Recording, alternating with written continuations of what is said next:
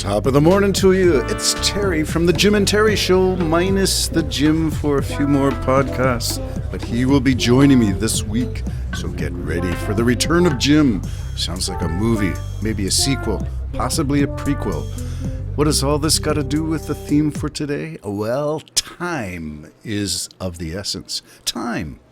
What does time got to do with anything? Well, if you went back 2020, 2018, I think you would have said or saw the Blue Jays, Toronto Blue Jays, go Jays, swept in their wild card series in those years. But they just made it to the wild card this year, 2023. So time is everything. What else has to do with time? Well, let's talk about history. Well, more than that, prehistory. I'm going to start there and maybe wander off on some other things that are time related. But I'm going to talk primarily about a video that I've been watching about BoncukluTarla, a dig not far from the massive dig at Göbekli Tepe, Potbelly Hill as it is known, in southern Turkey, eastern Turkey. Why these sites are significant and what it has to do with in terms of time is the dates.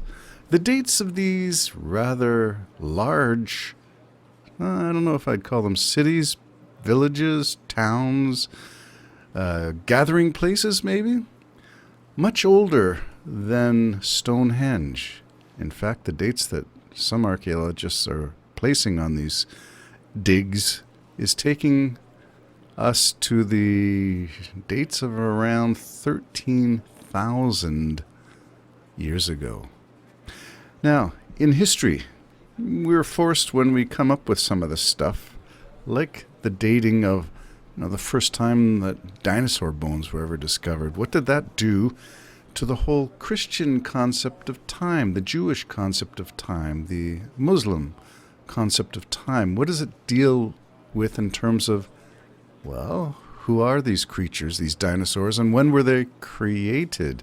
Are they part of that God created them and then hated the creation, so he destroyed them? Were they around during the flood? When is the flood?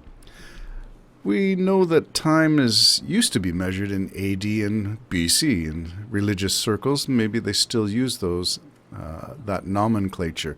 However, trending within my scope of practice, to use a professional term, the years that I was teaching, BC AD transformed into BCE and CE, before Common Era, and CE, current era, to replace AD and BC. Now I've come across another bit of a name dropping, a time stamp that I'm not that familiar with, or I wasn't familiar with, and that is AM. Have you ever heard of that as a reference to time? AM seems to suggest Anno Mundi, which means the year of creation. And if you're a creationist, which most biblical scholars would have to subscribe to, I mean, if that's your frame of reference, if that's your faith, you've got a lot to hang on a AM timeline. Because for you, in the beginning, God created. Okay, so we're talking about creation. So AM is for those people who follow a religious interpretation of life and human development, human civilization. Its creation can be dated.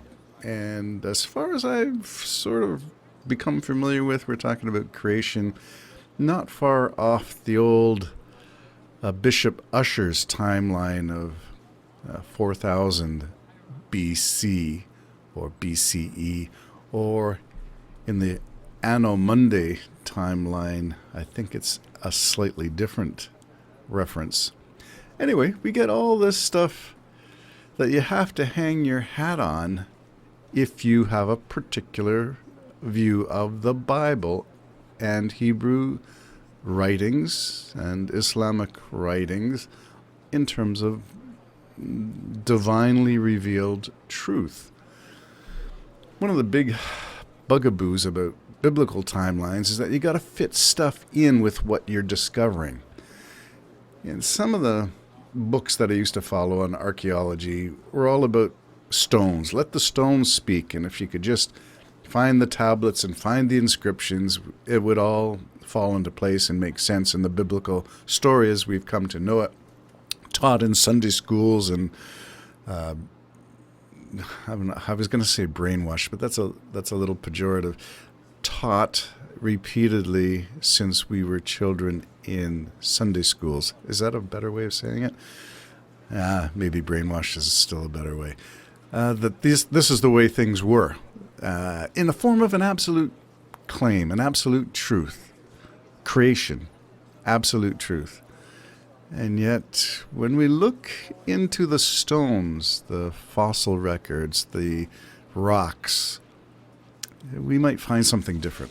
And so you've got to reconcile these two kinds of things. And that's one of the first challenges that if you're a creationist, you've got to sort of come to deal with, is that archaeology, especially in Turkey at the moment, is pushing organized civilization way back into areas that we didn't think were possible in terms of social organization, people getting together. And it takes a lot of people to move these stones. And this is way before the Egyptian pyramids, which took a whole lot more people if you follow the traditional construction methodology and you leave out aliens and gravitational field, magnetic levitation of rocks and laser cutting beams and what have you. If you just say people did it, it still takes a lot of people to do these huge structures. Well, that's where things get complicated, because according to the biblical narrative, you got a flood that starts the timeline all over again between the date of a supposed creation to the date of a supposed flood.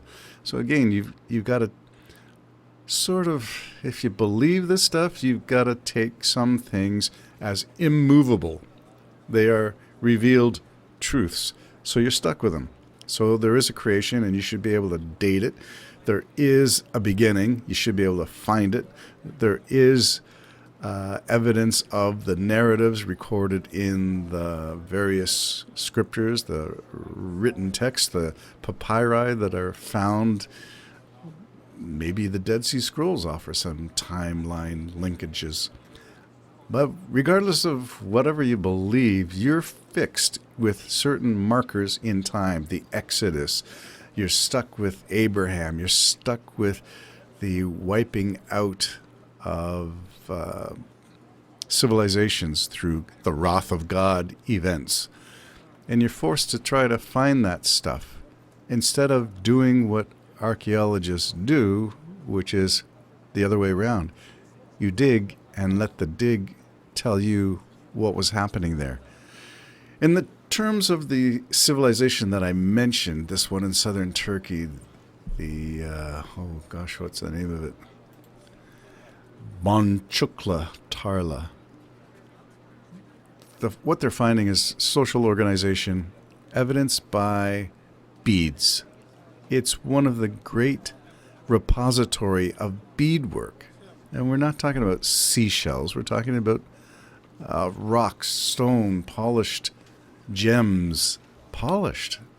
13,000 years BC. Wow. So we're pushing the dates of what people were capable of.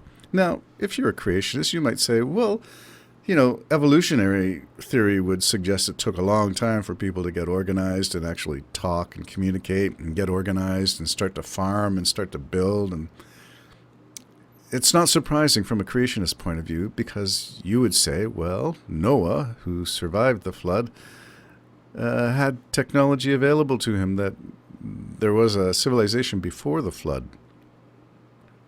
So it sort of fits a little bit better there if you say, Well, we're not evolutionary.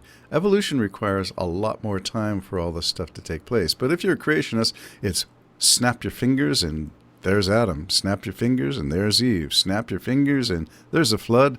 And snap your fingers and all of a sudden you get people gathering together in these large communities, large agricultural trading centers. I still think there's a problem with the timelines and the AM, the Anno Mundi, year of creation, is a stumbling block.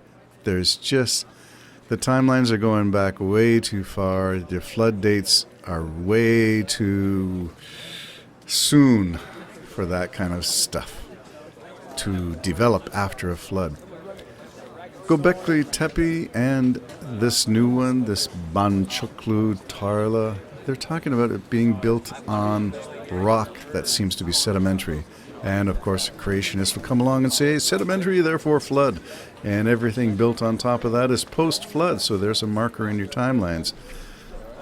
If you remove that stipulation and just allow the stones used in construction to speak, it tells a different timeline.